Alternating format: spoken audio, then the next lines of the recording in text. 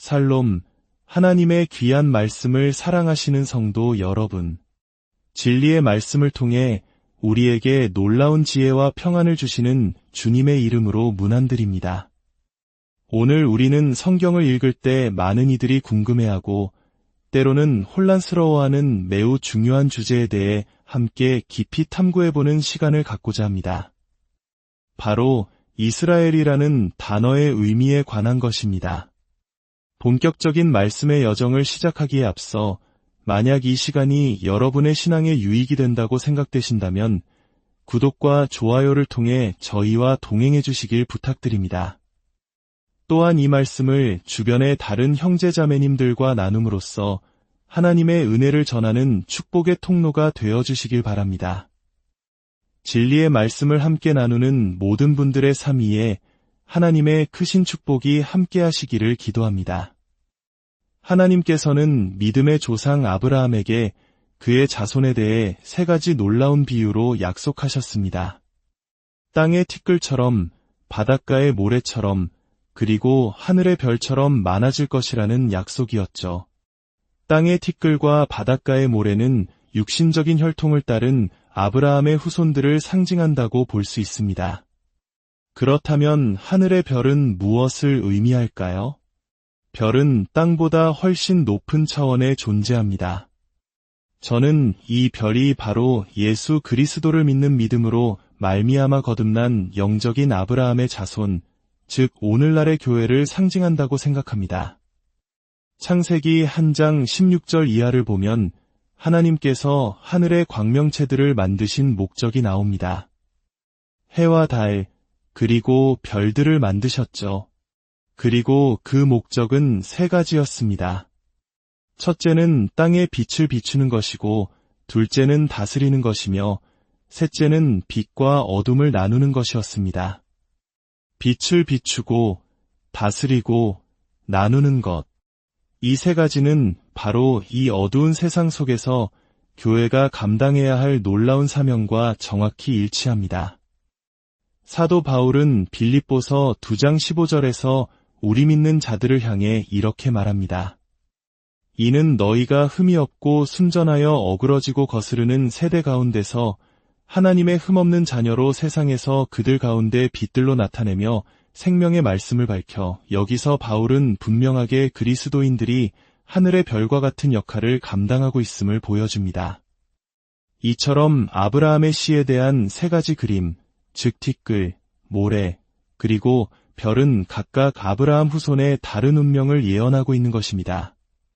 자, 그렇다면 오늘 우리가 마주할 핵심적인 질문으로 넘어가 보겠습니다. 그것은 바로 이스라엘과 교회는 서로 다른, 구별된 두 실체인가 하는 점입니다.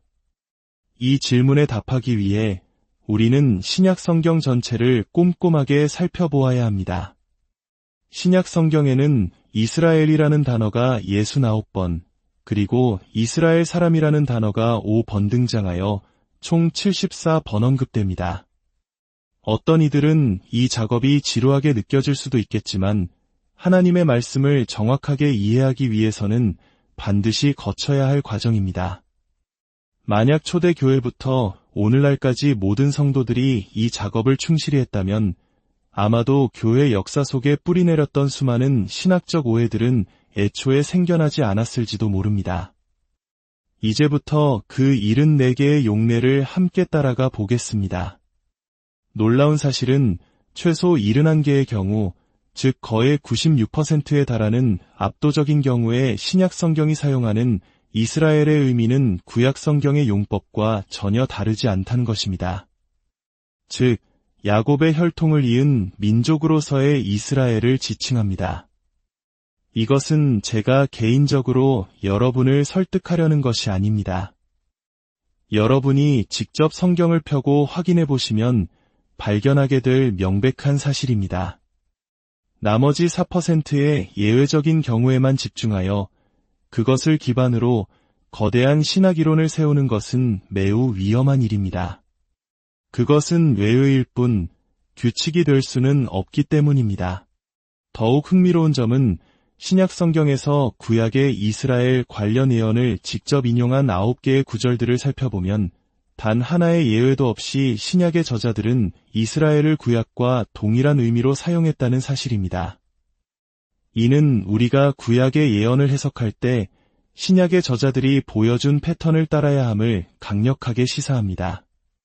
예를 들어 누가복음에서 시므온이 아기 예수를 안고 축복하며 이렇게 기도합니다. 이방을 비추는 비디오 주의 백성 이스라엘의 영광이니이다.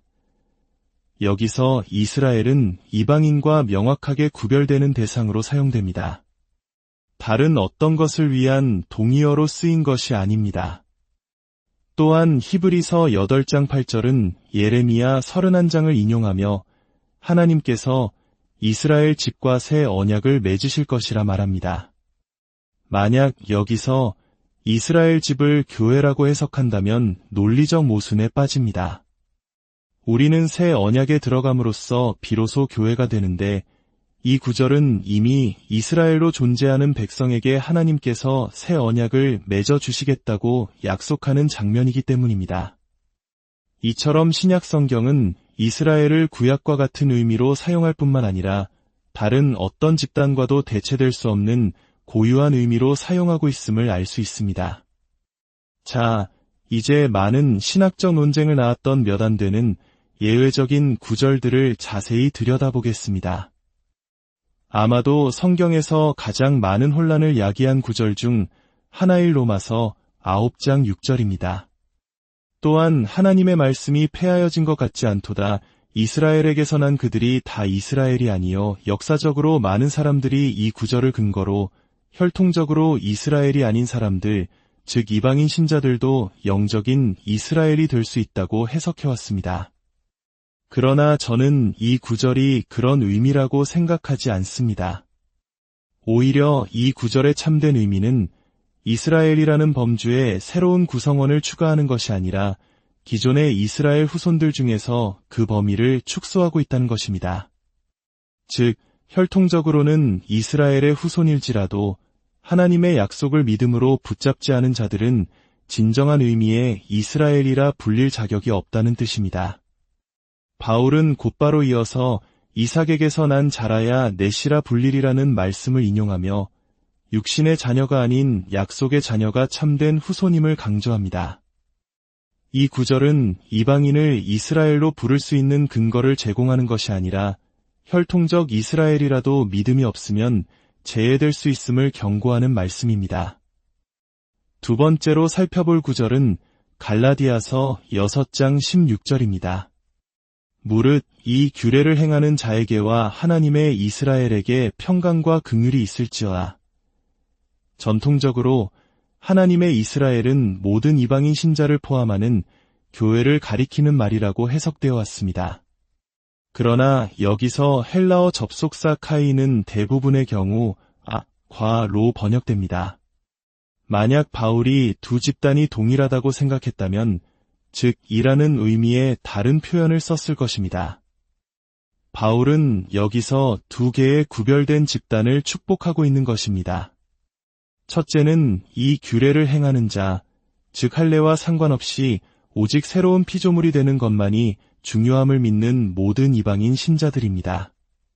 그리고 둘째는 하나님의 이스라엘, 즉 혈통적으로 이스라엘이면서 동시에 메시아이신 예수를 믿음으로 받아들인 유대인 신자들을 가리키는 것입니다. 로마서 3장 30절에서 바울이 할례자도 믿음으로 말미암아 무할례자도 믿음으로 말미암아 의롭다 하심을 얻는다고 말한 것과 같은 맥락입니다. 마지막으로 로마서 2장 28대 29절을 보겠습니다. 무릇 표면적 유대인이 유대인이 아니여 오직 이면적 유대인이 유대인이며 할례는 마음에 할지니 어떤 분들은 이 구절을 근거로 마음의 할례를 받은 우리 모든 그리스도인들이 유대인이라고 주장합니다. 하지만 신약 성경에서 유대인이라는 단어는 거의 200번 가까이 등장하는데 단 한 번도 그리스도인과 동일한 의미로 사용된 곳이 없습니다.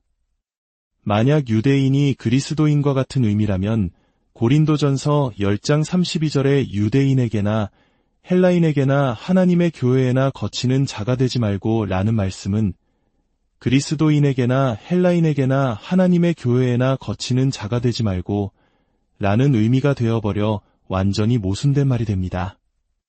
이 구절 역시 바울이 유대인이라는 단어의 사용을 이방인에게까지 확장하는 것이 아닙니다.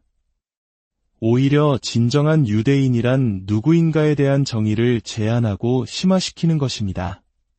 즉, 외적인 할례 의식만으로는 부족하며 마음의 할례를 받은 자만이 하나님 앞에서 진정한 칭찬, 즉 유다라는 이름에 걸맞은 진짜 유대인이라는 의미입니다.